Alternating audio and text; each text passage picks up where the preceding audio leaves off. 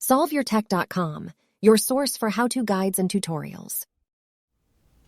Welcome to our video about how to delete an alarm from an iPhone in iOS 17.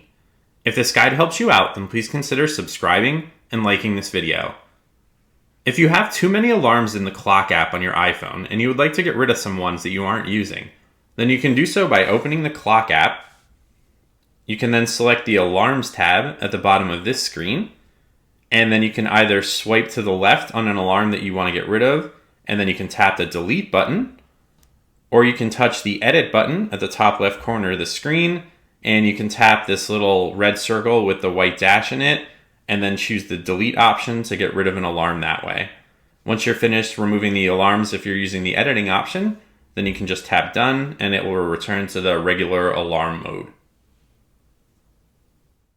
Make sure to like this video and subscribe to our channel to see more tech guides like this one. For additional information on this topic and to read the entire article, click the link in the description to visit solveyourtech.com.